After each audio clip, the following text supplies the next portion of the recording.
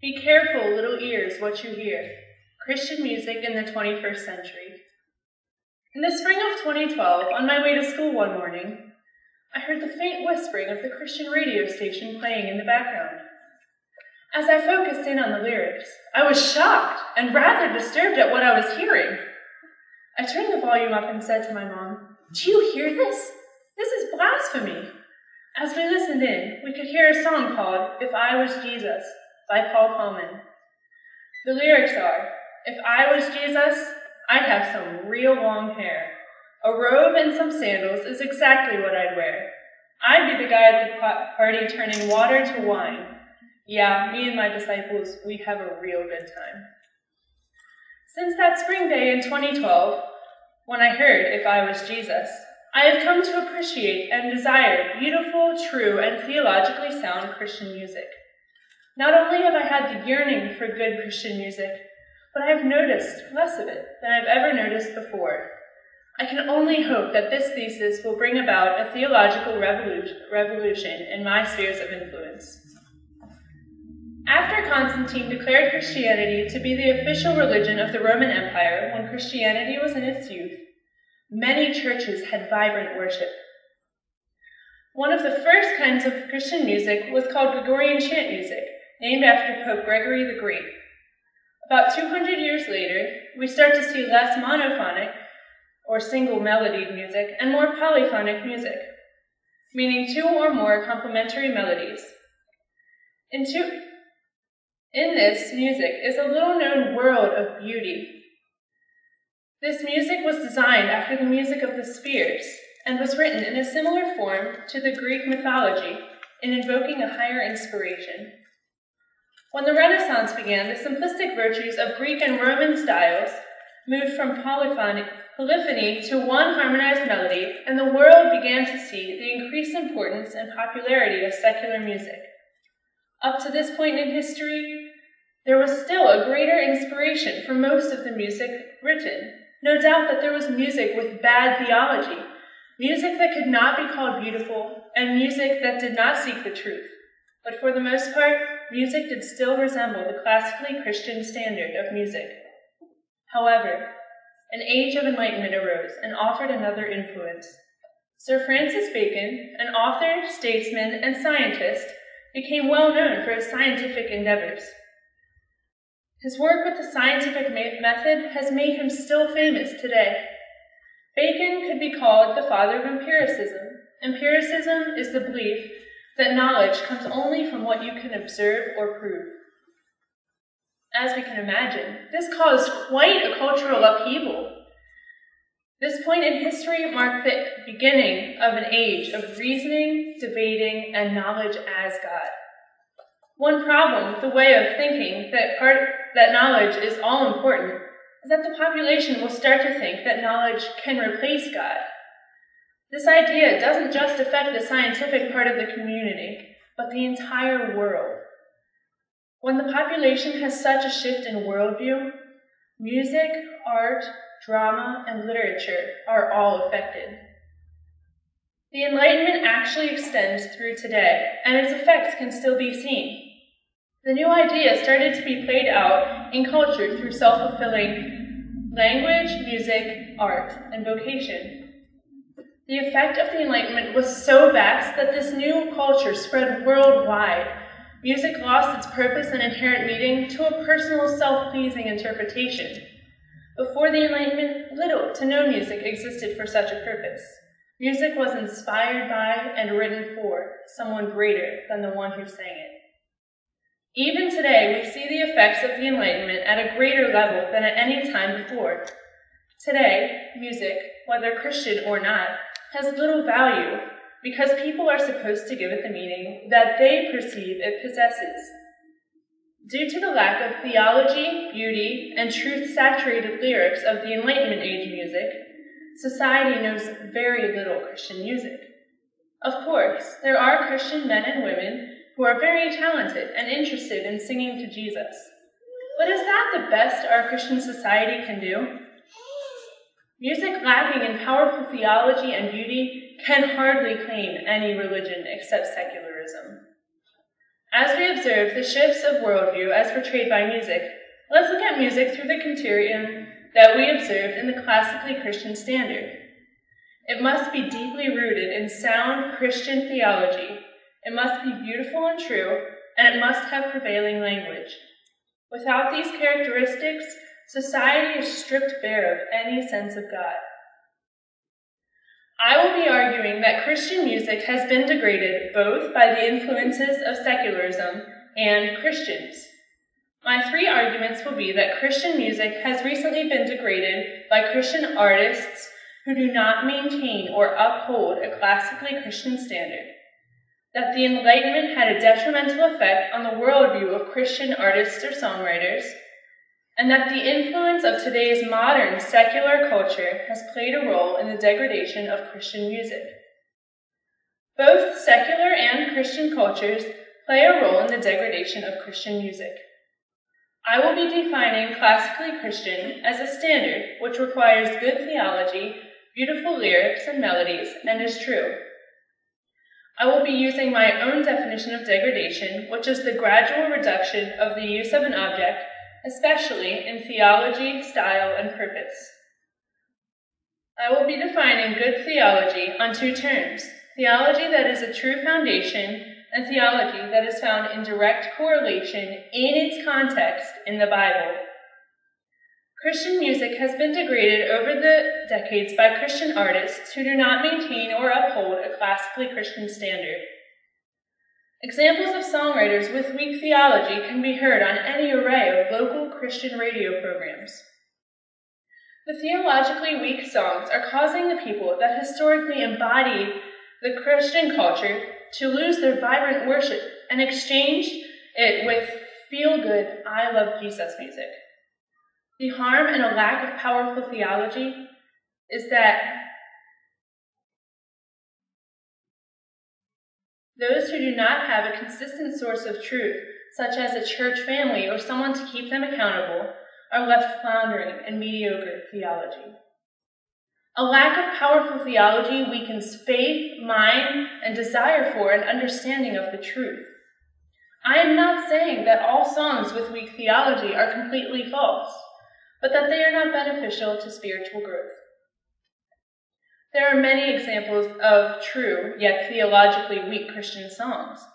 I will only be discussing the theology of Christian music in this argument. Some examples of songs that are lacking in correct, biblically based theology are If I Was Jesus by Paul Baumann, Steal My Show by Toby Mac, and You Are by Colton Dixon. If I Was Jesus actually goes so far as to be blasphemous.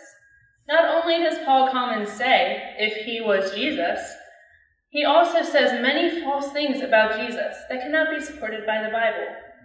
One example is, I'd be the guy at the party turning water to wine. Yeah, me and my disciples, we'd have a real good time. Christ did change water into wine, but it was not in reference to him performing some cheap parlor trick. Although these songs may show some truth, their theology is pitiable. As much as it is important to know that God loves us and that Jesus loved the poor, there is so much more to know. The Psalms are a good reference as to what we could line our music up with today. Psalm 19, for instance, says, The heavens declare the glory of God, and the firmament showeth his handiwork. Day unto day uttereth speech, and night unto night showeth knowledge. And in Psalm 54, we see a supplication, Save me, O God, by thy name, and judge me by thy strength. This is the kind of music we need to tie into our Christian music today. President of Foundations Bible College, H.T. Spence, wrote a book called Confronting Contemporary Christian Music, in which he argues that the reason that Christians do not have an issue with weak theology is because they are literally dead. He says, First, one must be born again. John 3:3 states, Except a man be born again, he cannot see the kingdom of God. One of the reasons that many professing Christians do not see the problem with contemporary Christian music is that they simply have not been born again. We are talking a spiritual sight, and the natural man cannot see it. for he is not even in the light. Without an awakened sense of the depth of the gospel, how can we possibly be able to ward off weak or incorrect theology? Since it is already a battle to guard our hearts while we are awake, how much harder will it be when we have become lulled to sleep and errant? In addition to Christian artists not upholding a classically Christian standard, the Enlightenment had a detrimental effect on the worldview of Christian artists or songwriters. Instead of a northward and southward looking culture, we start to see a mirror culture. A northward and southward looking culture is a culture that sees itself in relation to God or a higher being that has control over its life. A mirror culture is a culture that views humans as the most important supreme being. The reason it is so important to have great theology in our media is that the media will portray Christians as we allow. If Christian radio is benchmarked by bad or weak theology, how then will Christians be perceived? We ought not be careful of this for our own reputation, but for Christ's sake. Another side effect of weak or erroneous theology is that it becomes a type of recreational gain. Just as some might go to coffee on a Sunday morning, others have chosen to go to church because it makes them feel warm and comfortable inside, or feel like a better person. Another effect that the Enlightenment era had on Christian music is the change in the common person's worldview. People were no longer looking to something greater than themselves, but rather they start to look to themselves to find areas of knowledge. The idea of a supreme being was excluded from what is considered to be true. People exchanged the importance of wisdom for the desire of basic knowledge. This mistake can be fatal, leading to reductionism of music as a way to receive personal knowledge. Christian music was no longer holding much significance, but rather Christian songwriters exchanged theology and a classically Christian standard for facts, feelings, and a horizontal subject. Apart from popular Christian musicians not upholding a classically Christian standard and the detrimental effects of the Enlightenment, there is another important aspect to pay particular attention to that played a role in the development and degradation of Christian music to what has become so popular today. The influence of today's modern secular culture has played a role in the degradation of Christian music. Today's culture is a mix of cultures from around the world and has expanded beyond the limits of the Enlightenment era mentality. The Enlightenment at least viewed language as important and beauty to be key. Clear examples of modern culture's effect on modern Christian music can easily be found in the lyrics and style of Christian music today. The young people in today's society are so often characterized by their inability to use intelligent language. This is exemplified by pop music today. Pop music is not the only genre of music that lacks intelligent language and theology. All genres of music can offer an unintelligent language and theology. They use expletives, nonsensical words, and weak vocabulary. It is too easy to find examples of these secular, nonsensical songs lacking in meaning. Sadly, the inability to speak or sing in beautiful, intelligent language has crossed over the grounds of the Christian culture and invaded its classical standard. Lyrics of Christian music have now morphed into the same mindless, unintelligent nonsense. A Christian song that demonstrates the unintelligence of the new infiltrated culture of Christianity is Big House by Audio Adrenaline. Some of the lyrics are, it's a big, big house with lots and lots of room. A big, big table with lots and lots of food. A big, big yard where we can play football. A big, big house. It's my Father's house. If this is the weak message we are sending to non-believers through terrible, unintelligent lyrics, we begin to match a secular culture's music. That is a problem with the Christian radio today. So far, I have argued that Christian music has been degraded by recent Christian artists who do not maintain or uphold a classically Christian standard, that the Enlightenment had detrimental effects on the worldview of Christian artists and songwriters, and that the influence of today's modern secular society has played a role in the degradation of Christian music.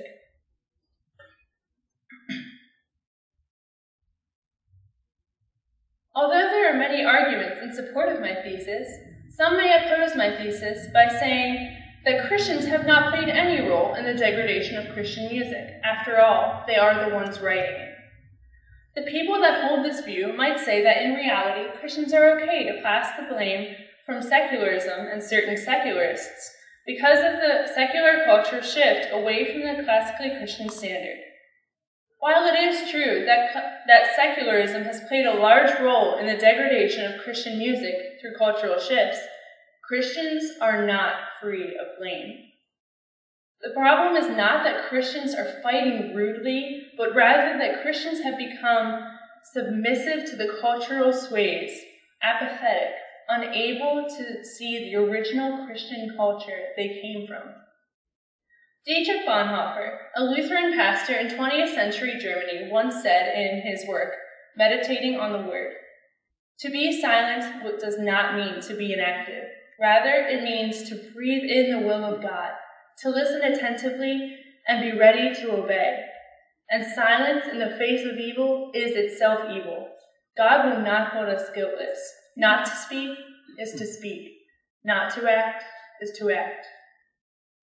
The strength to stand up is important because we who can see the Christian culture that we have evolved into need to speak up against this progression and stop this degradation from continuing for generations to come. C.S. Lewis once said, "If you read history, you will find that the Christians who did most for the present world were precisely those who thought most of the next. It is since Christians have largely ceased to think of the other world that they have become so ineffective in this." One of my most influential role models, G.K. Chesterton, once said on the subject of breaking a status quo, "A dead thing goes with the stream, but only a living thing can go against it." If we are, as I have referenced earlier, a spiritually dead people, nothing about the degradation will be reversed. It is most important to understand that these men knew what was essential for the revival and continuation of a beautiful culture. In fact, Bonhoeffer was a classically trained pianist, playing Mozart by the age of 10. Not only did he understand essential theological premises, but he knew what beautiful music was and practiced it. Bonhoeffer made sure to say that any living thing will swim upstream. We must be able to take blame for our complacency in this matter rather than place the blame on others, and start swimming upstream against the cultural status quo. Another commonly heard opposition to my thesis is that all of today's music, including Christian music, is at its prime years in style, accessibility, and meaning. To this I ask, what is the value and significance of music? Although today's music is more accessible due to theological advances, it may not be a good thing to have such an ability to share music with little to no theology, no beauty, and a meaningless style. Some common ideology behind this issue is that the common people are not able to understand music that is included in a classically Christian standard. Is the answer to cut out theology for understanding's sake? If that is the solution, then there is no Christian music. There is just music for understanding. I offer the argument that Christian music is not at its prime, although other genres may be. Christian music has been reduced theologically for understanding's sake, therefore raising the question of how classically Christian the music is. I do not propose maintaining these and thous in all of our Christian music today, but I will fight the difficult fight for good, bold theology in every single piece of Christian music. Not only is the theology of our music being sacrificed for understanding's sake, but the beauty of the lyrics and melody are. Dostoevsky, in his work called The Idiot, explains the absolute necessity of beauty in a short story that begins, "Such power!" Adelaida cried all at once, peering greedily at the portrait over her sister's shoulder. "Where? What power?" Elizaveta Prokofyevna asked sharply. "Such beauty has power," Adelaida said hotly. "You can overturn the world with such beauty." The importance of the beauty in our Christian music has certainly not improved, but become undesired and exchanged for what is cool temporarily in society. Christians need to resist the pressure to produce Christian music for a record label or for money, and aim toward classically Christian standards. I reject the view given that good theology ought to be thrown out for understanding's sake. Understanding will come when Christians re-anchor themselves to a solid, non-phased comprehension and appreciation of beauty that Christian music once held. So I charge us all, as fellow heirs to the throne, to go forward in our Christian walk boldly against the power of secularism. I encourage this body of Christ we are a part of to be powerful against the cultural sway from theology, truth, and beauty. Some forms of theologically sound music are the Book of Psalms, or doxologies, or songs of affirmation. As there is not one single correct form of worship, I encourage us all to be aware of the Christian music today and boldly ask ourselves what is truly honoring to God in its beauty, truth, and theology to help guide and direct our worship. Thank you.